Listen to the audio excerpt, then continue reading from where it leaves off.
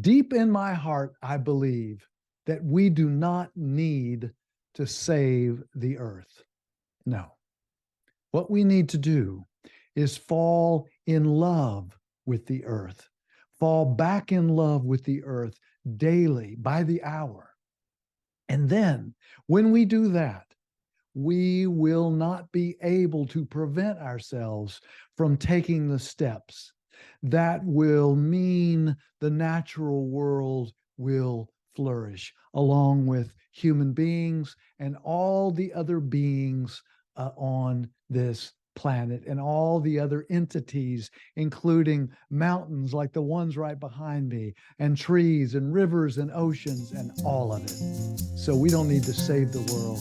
We need to fall in love with the world. Now, listening to a subject like this means that you are listening to Poetry, Passion, and Pleasure, a podcast with your host, Dale Byron.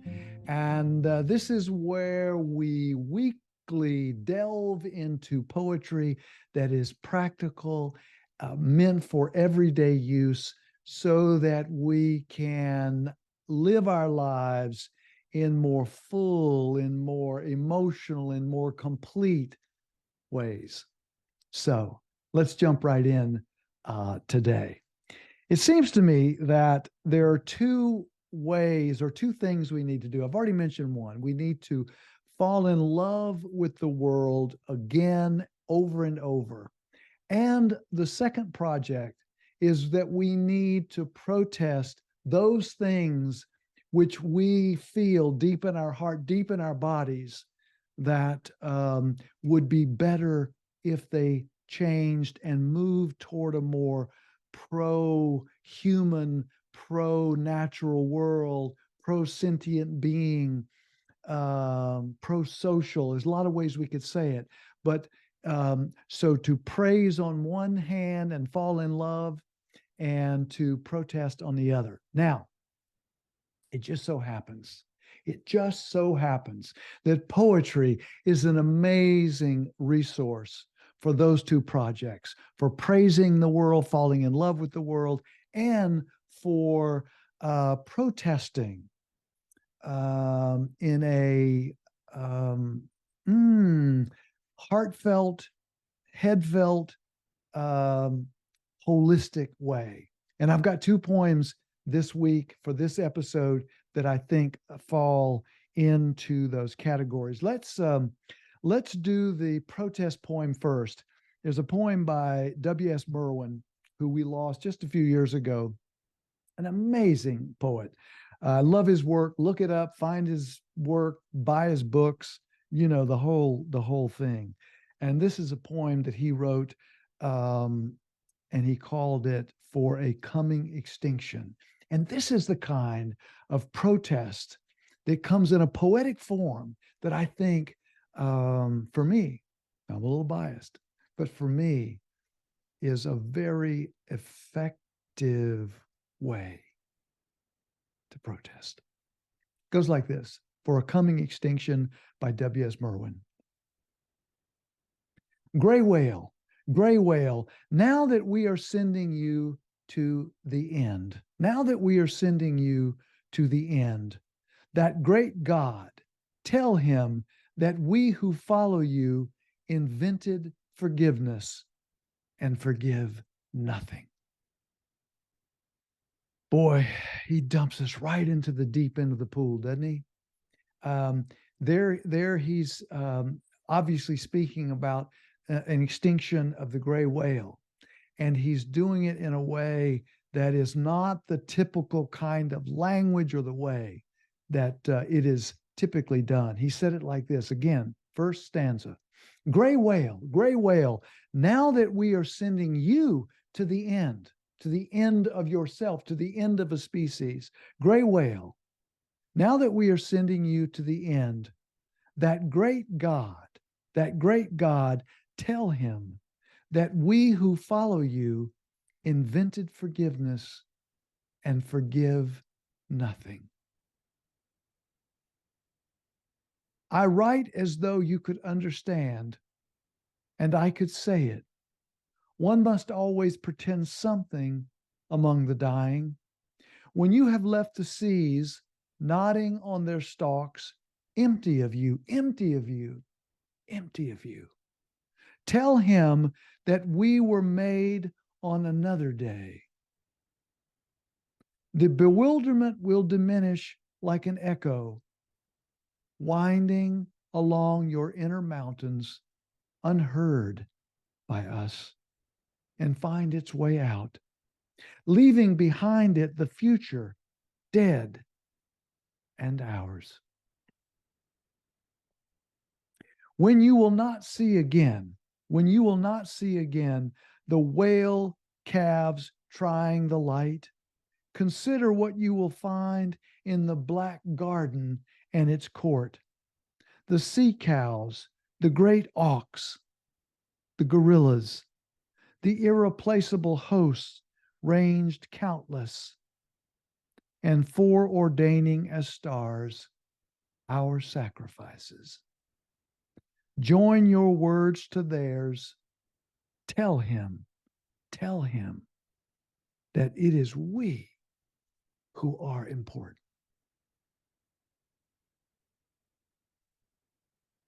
See, you could write a prose piece, it'd be a fine essay on the hubris of the idea that humans are somehow above it all. You could write an essay, you could write an amazing group of essays that talk about how human beings have insisted on being special and above and separate from the natural world, separate from the gray whale, separate and superior to the great auks, the gorillas, and again, the gray whale. You could write an essay about that, but it would be hard to use the images and to have words hit home. Remember, we said two great projects, protest and praise. Protest, what we feel could be changed in order to make this world more inviting, more supporting of all beings, of all creatures, and of all the natural world. I love it. This poet speaking, W.S. Merwin, talking to the whale and suggesting that this is how you might talk to God about what's happened. When you will not see again the whale calves trying the light, consider what you will find in the black garden and its court.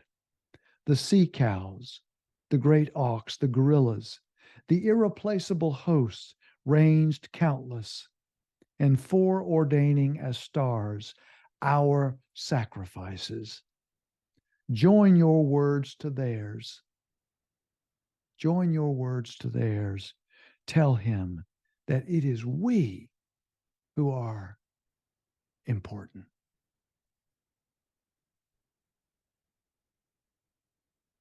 In my mind, a brilliant poem of protest. Not shrill, but devastatingly on point. Okay.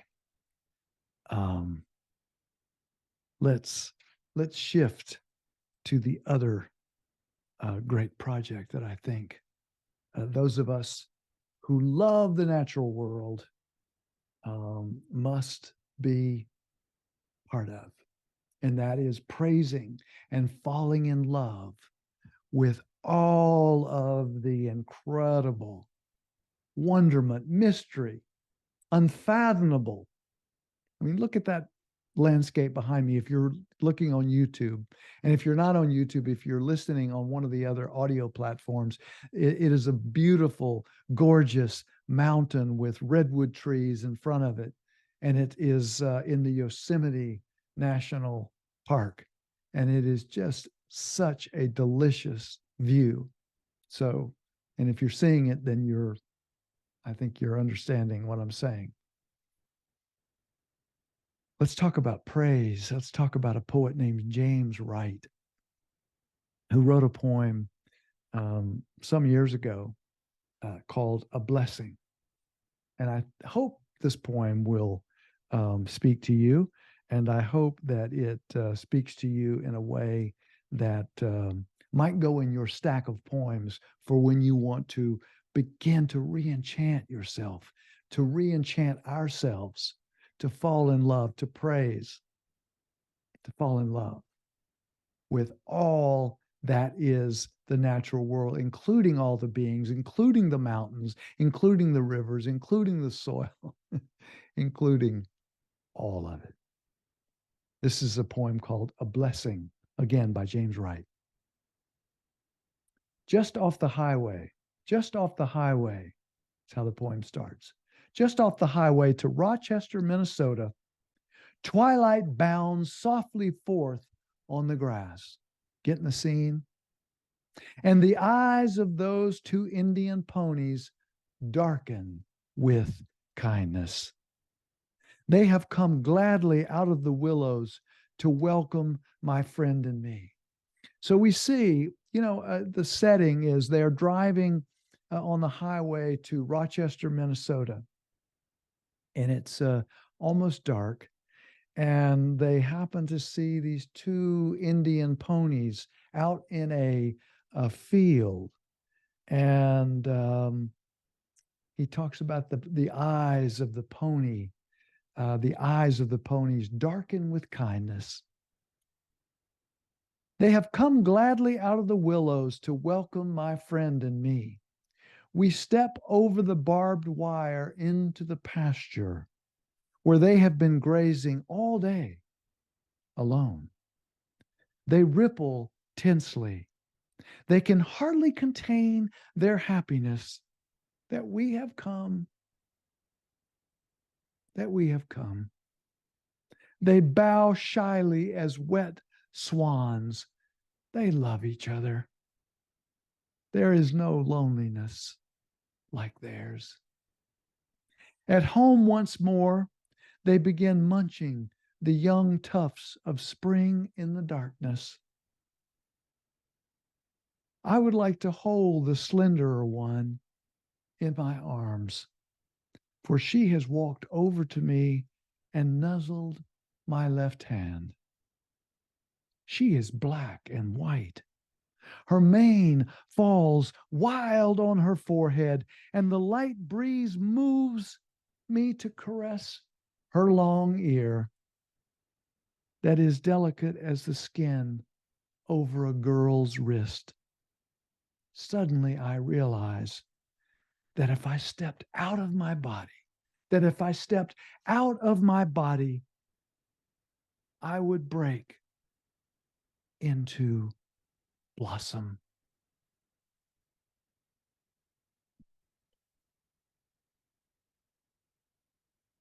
Such a poem of amazing praise, of amazing description, of amazing metaphors.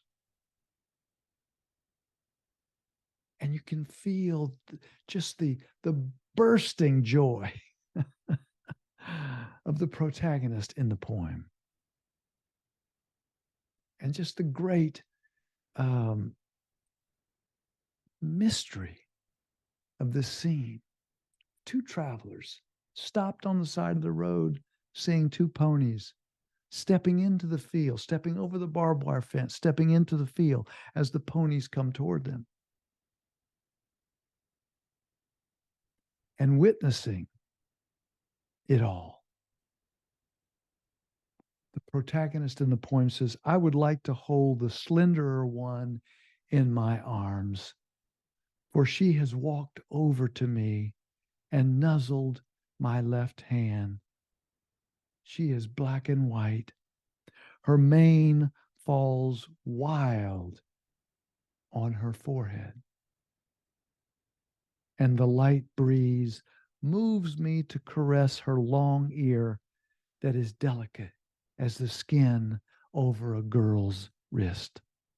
Suddenly I realize that if I stepped out of my body, I would break into blossom. Suddenly I realized that if I stepped out of my body, I would break into blossom.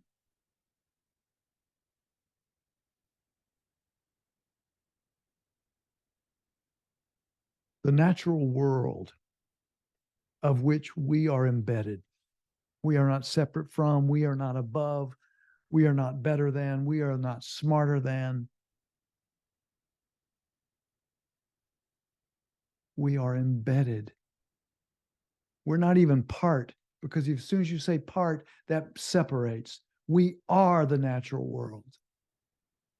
And yet, to be confused as a human being is to step out of what is natural, to step out of what is natural, and to begin to delude our human selves that we are better than, above, different than, separate from. The amazing, beautiful, mysterious, beyond all description. Well, we keep trying with poetry and other ways. But beyond all description in language is the great isness, the natural world that we are embedded in. I believe that the two great projects of human beings at this time is to praise and continually fall in love, surround ourselves in such a way that we fall in love with the natural world. Because as we were talking about, we don't need to save the natural world. We simply need to fall in love, back in love, daily, by the minute, by the hour, by the day, with the natural world. And if we do that, all this business of separation, all this hubris of separation, of difference, of being above, of being superior, of calling what is behind me natural resources.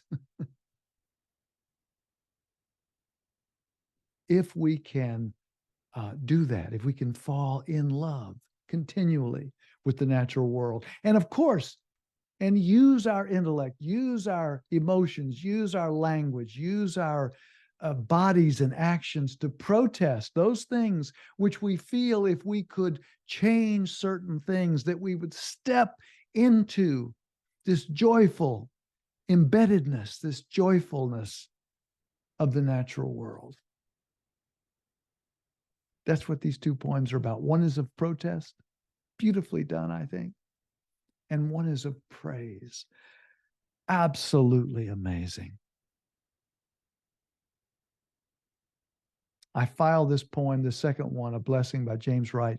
I file it under the heading of let's fall in love with the non-human world, with the critters, with the mountains, with the rivers, with the ponies. Gary Snyder, that amazing poet, naturalist, and many other things, said, nature is not a place to visit. It is home. The natural world is home. Well, that's a wrap. That's a wrap on this edition of the podcast. As I always say, I so appreciate your listening ear. You know, if you're watching on YouTube, do a like, do a comment, email me, send this to somebody else that you think that might enjoy it. It's just all about spreading the word. It's just about spreading the word. So, yes, that's a wrap. So until, as I also always like to say, until next time and next poems, please, please take good care of yourself.